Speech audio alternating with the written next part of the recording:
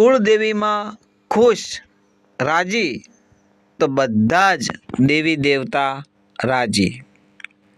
મિત્રો, આ કોઈ કહેવત નથી પણ સત્ય છે। સવારમાં જો કુળદેવી માની અસીમ કૃપા મેળવી હોય, તમારા જીવનને ધન્ય બનાવવું હોય, જીવનમાં ગરીબી હોય, દુઃખ હોય, સંકટ હોય, કોઈ પણ પ્રકારનું વિઘ્ન હોય, ગમે તે મુસીબતમાં તમે ફસાયા હોય, પણ જો કુળની માં કુળદેવી રાજી ના હોય તો બીજા કોઈ દેવી દેવતા રાજી હોતા નથી। એટલા માટે જો કુળની માતા રાજી હોય, કુળદેવી રાજી હોય તો તમે જીવનમાં કોઈ જગ્યાએ અટકો ના, કોઈ જગ્યાએ તમે લટકો ના। તો વસ્તુને તમે યાદ રાખજો કે સવારમાં માતાજીની કૃપા મેળવી હોય, એમના આશીર્વાદ લેવા હોય તો તમે સવારમાં જ્યારે પથારીમાંથી ઊભા થાવ એ વખતે તમારે માત્ર ને માત્ર આટલું જ કરવાનું છે। કાન ખોલીને સાંભળજો। વિડીયો ગમે તો તમારા કુળદેવી માનું નામ કોમેન્ટ બોક્સમાં લખજો। અને આ વિડીયો તમે કયા ગામ, તાલુકા, શહેર, જિલ્લામાંથી જોઈ રહ્યા છો મિત્રો અથવા સાંભળી રહ્યા છો તે કોમેન્ટ બોક્સમાં તમે જરૂર જણાવજો તમારા કુળદેવીનું નામ, તમારું ગામનું નામ। અને મા ભગવતીને, મારા ગુરુદેવને, ઈષ્ટદેવને, ભોળાનાથને હું એટલી પ્રાર્થના કરું છું કે તમે આ વિડીયો જોઈ રહ્યા છો, સાંભળી રહ્યા છો બધા જ મિત્રો હેમખેમ સર્વ કુશળ મંગળ રહો, સ્વસ્થ રહો ને મસ્ત રહો એવી હું મારા ગુરુદેવને પ્રાર્થના કરું છું કે તમે બધા સુખમય જીવન જીવો એવી હું આશા રાખું છું। તમે અમારા વિડીયો અમારી ચેનલમાં જોઈ રહ્યા છો, સાંભળી રહ્યા છો, તમારા મંતવ્યો, પ્રતિભાવો અમને કોમેન્ટમાં જણાવજો।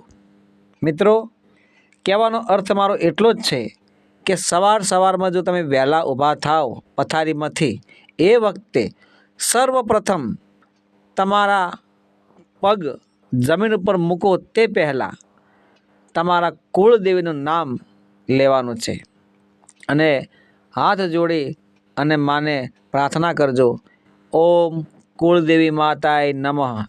તમારા જે કુળદેવીમાં હોય એમનું નામ લેવાનું છે।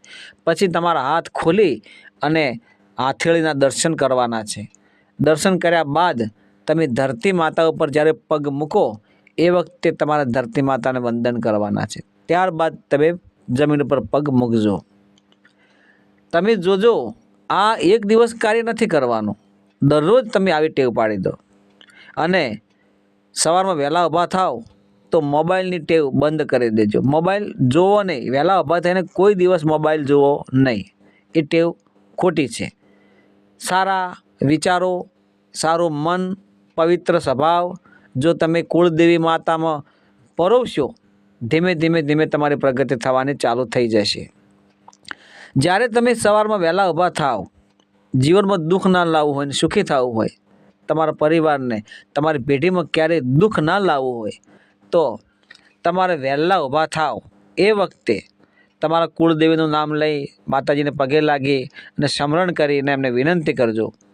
તમે તમારા માતાને, તમારા જે કુળદેવીનું નામ લઈ અને ત્રાંબાના લોટામાં જળ ભરી, પાણી ભરી અને પૂર્વ દિશામાં એટલે કે ઉગતા સૂરજને તમે અગ્ર કરજો, ચડાવજો અને કુળદેવી માને પ્રાર્થના કરજો, હે માં કુળદેવી, હું તમને આ જળ અર્પણ કરું છું, તમે સ્વીકાર કરજો, મને સદબુદ્ધિ આપજો, આજનો દિવસ મારો શુભ રહે, મારા બધા જ કાર્યોમાં સફળતા થાય એવી માતાજીને તમે જેવા ભાવથી પ્રાર્થના કરશો, અરજી કરશો, વિનંતી કરશો એ જ ભાવથી માતાજી તમને અદૃશ્ય કવચ તમારા આજુબાજુ બનાવી દેશે કે તમને કોઈ પણ પ્રકારનું આબોહવા, વાતાવરણ, નેગેટિવિટી કોઈ પણ તમને નડશે નહીં અને તમે જે કાર્યમાં આગળ જવા માગતા હશો એમાં તમને બહુ મોટી સફળતા મળશે। આ વાત તમે કાન ખોલીને સાંભળજો મિત્રો કે જો તમે કુળદેવી માને રાજી કરશો તો ઘરના બધા જ દેવી દેવતા રાજી થઈ જશે। અને જો કુળની માતા જ નારાજ હશે તો તમે જીવનમાં કોઈ પણ પ્રકારનું કાર્ય કરી શકશો નહીં। માટે કુળદેવીમાં રાજી તો બધા જ દેવ રાજી। એટલે માં કુળદેવીને કગરજો, પ્રાર્થના કરજો, વિનંતી કરજો અને બની શકે તો ભોળા ભાવથી ભક્તિ કરજો. તમારા આંગણે કોઈ અતિથિ આવે, મહેમાન આવે તો માન આપજો, કોઈ ગરીબ આવે તો ખવડાવજો, ભૂખ્યાને ભોજન આપજો. કોઈ પશુ હોય, પંખી હોય, ઢોર હોય, ઢાંકર હોય, જો તમારા દિલમાં કોઈ પણ જીવ પ્રત્યે દયા હોય તો એને ખવડાવજો. કોઈનું ઠારશો તો ઠરશો. અને જો મિત્રો મારા દરેક આ વિડીયો જોઈ રહ્યા હો દરેકને હું વિનંતી કરું છું કે જો તમારા દિલમાં દયા હશે તો દયા છે ધર્મનું મૂળ છે અને ધર્મથી ઢોકળા રહેશો તો પ્રભુ તમારાથી ઢોકળા આવી જશે.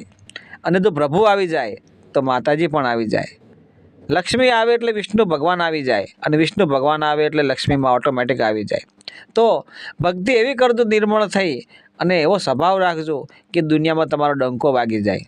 અને મિત્રો અહીંયા આ અમારી ચેનલમાં જે કંઈ પ્રસાદ આવે છે એ અમે ધર્મના કાર્યમાં વાપરીએ છીએ. તમે પણ કંઈ આપવા માગતા હોય તો અહીંયા મેં એક સ્કેનર મૂક્યું છે અને તમારા દિલમાં જે દયા હોય એ પ્રમાણે તમે અહીંયા દાન દક્ષિણા કરી અને તમારા જીવનને ધન્યતા અનુભવી શકો છો. અને આ વિડીયો ગમ્યો હોય તો તમારા મંતવ્યો પ્રતિભાવો કોમેન્ટમાં જણાવજો. મિત્રો જય ગુરુદેવ, જય માતાજી.